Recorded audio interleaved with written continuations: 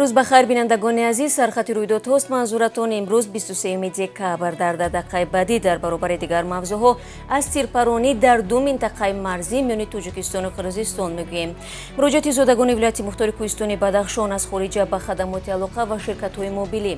Дар ҳоле ки Владимир Путин солро ҷамъбаст мекунад, кишварҳои ғарбӣ аз ҳамлаи эҳтимолии Русия ба Украина ҳарф мезананд ва дар Москав низ нархи патент гарон мешавад. طبق گزارش‌ها شبانه روز گذشته در دو منطقه مرزی میان تاجیکستان و قرغیزستان تیراندازی صورت گرفته است. حادثه اول در دهه سامانیان جماعت دهاتی چورکوی اسفره و دومی در مرز ناحیه بابوجان غفوری ولایت سوخت با ناحیه لیلکی ولایت بودکند رخ داد. مقامات تاجیک تا کنون به طور رسمی در رابطه با این دو حادثه ابراز نظر نکردند. جانب قرغیزستان در مورد حادثه دوم تفصیلات داد ولی در رابطه با تیراندازی به خانه یک ساکن چورکوی اسفره چیزی نگفته است. زبیدالله شامادов сухангӯи ҳукумати шаҳри Исфара имрӯз дар саҳифаи фейсбукаш навишт ки соатҳои 10 шаби гузашта хонаи истиқоматии сокини деҳаи сомонёни ҷамоати деҳоти чурку Муҳаммаҷон Довудов ҳадафи тирандозӣ қарор гирифт. Бар асари ин тирпаронӣ шишаҳои манзили истиқоматии ин сокини ҷамоати чурку шикаста тир то ба ҷои хоб ва деворҳои хона бархӯрдааст.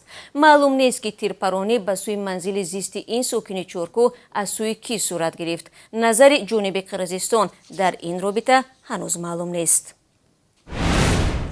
тоҷикони муқими хориҷи кишвар ба вижа зодагони вилояти мухтори кӯҳистони Бадахшон аз хадамоти алоқа ва ширкатҳои мобилӣ барқарор намудани интернет дар шаҳри Хоруғро тақозо карданд.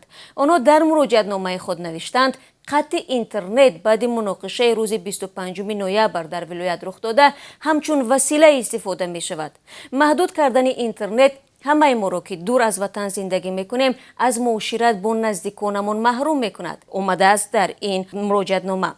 дастрасӣ ба интернет пас аз эътирозҳои охири моҳи ноябр дар пайи кушта шудани Гулбидин Зиёбеков сокини ноҳияи Руштқала дар ҷараёни амалиёти ниҳоятҳои қудратӣ қатъ шуд.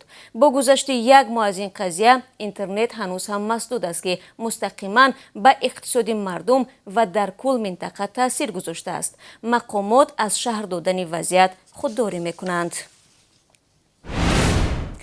имрӯз дар шаҳри Москав президенти Русия Владимир Путин нишасти матбуотии охири солро доир менамояд. мулоқот бо хабарнигорон дар як даврае барпо мешавад ки равобити Русия бо мамолики ғарбӣ дар ҳоли ташаннуҷ қарор дорад. Москав нирӯҳояшро дар марз бо Украина ҷамъ карда кафолати амниятӣ талаб мекунад.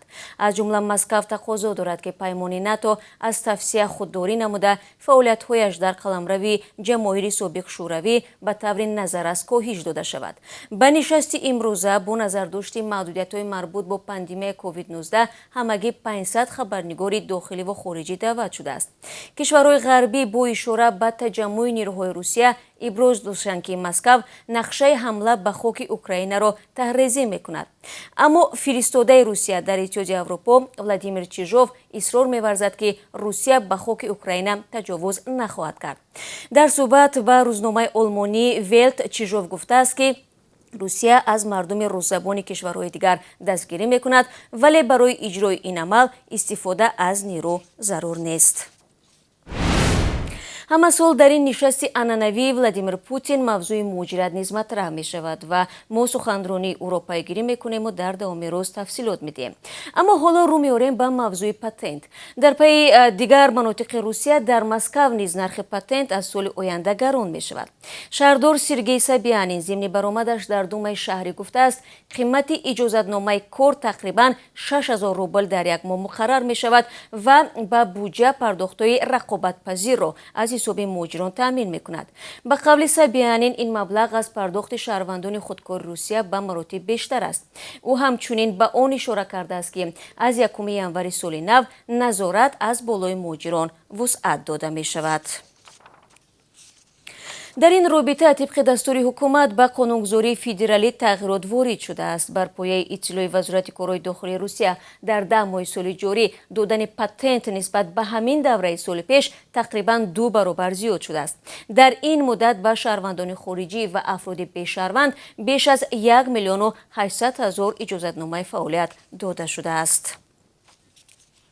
округи марказии ҳарбии русия нақша дорад ки соли оянда дар ҷузу томҳо қисмҳои низомӣ инчунин дар пойгоҳҳои русия дар тоҷикистон ва қирғизистон 300 машқи низомӣ баргузор кунад. фармондаи округ Александр Лапин гуфтааст, ин ба фаъол шудани созмонҳои террористӣ дар минтақа вобаста мебошад. Лапин аз ҷумла афзуд, соли ҷорӣ беш аз 200 тамрини низомӣ гузаронида шуда, диққати махсус ба мубориза бо ҳавопаймои бесарнишин ва душманони шартӣ зоҳир шуд. ин фармонда мегӯяд, афзоиши шумори машқҳои эътилоф дар соли оянда яке аз посухҳо ба таҳдидҳои нав ба Русия ва муттаҳидонаш дар созмони паймони амнияти дастаҷамъӣ хоҳад буд.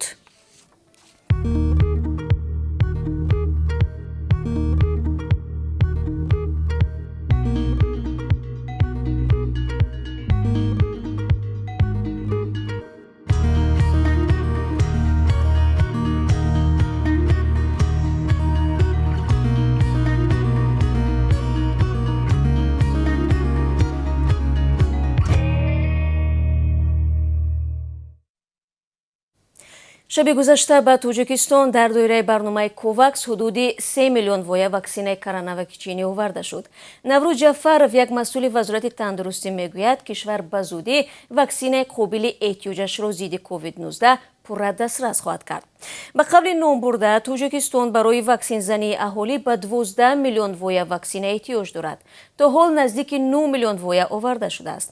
рӯзҳои ахир вазорати тандурустӣ пайваста гузориш медиҳад, ки дар кишвар ҳеҷ кас ба COVID-19 гирифтор нашудааст, ҳарчанд дар давлатҳои аврупоӣ аз сирояти босуръати нави омикрон нигарон мебошанд. назди бозори Корвон дар масоҳати беш аз 14 000 метри мураббаъ таваққуфгоҳи 6 ошёнаи замонавӣ барои мошинҳо ифтитоҳ ёфт. таваққуфгоҳ дар муддати 1 сол сохта шуда, дар як вақт барои нигаҳдории 448 мошин пешбинӣ шудааст. бино ба иттилои шаҳрдорӣ, дар ошёнаи болоии бино маркази назорати мушоҳидавӣ ҷойгир шудааст ва масъулин бо истифода аз 12 монитор ва 171 дурбинҳои мушоҳидавӣ тартиботи бозорро назорат хоҳанд кард. дар ин марказ системаи огоҳикунандаи зидди сӯхторӣ насб шудааст. дар ҳолати бонги хатар муайян карда мешавад, ки ҳодиса дар кадом даромадгоҳ ва ё кадом қатори бозор ба амал омадааст. ҳамзамон бар асоси талаботи шаҳрдорӣ ва меъморӣ сохтмони ҳудуди бозори Корвон ҷараён дорад.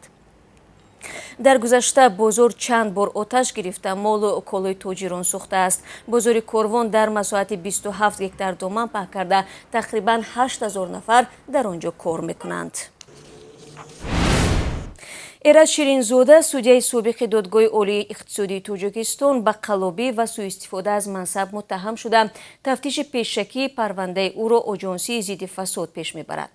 Юсуф Раҳмон, додситони кулли Тоҷикистон, гуфтааст, Ширинзода ба гирифтани 35 000 сомони пора аз як шаҳрванд гумонбар мешавад. додситони кул меафзояд, ҷиноятҳои содирнамудаи Ширинзода бо нишондодҳои худиқрории ӯ рӯбарӯкунӣ бо ҷабдида, сабтҳои дахлдор ва дигар далелҳои бо парвандаи ҷиноятӣ ҷамъ оварда шуда пурра исботи худро ёфтанд. ҳафтаи пеш Маҷлиси миллии дахлнопазирии Эраз Ширинзодаро бекор ва бо ҳамин ба ҳабси ӯ иҷозат дод. назари худи Ширинзода дар робита ба иттиҳомот дастрас нест.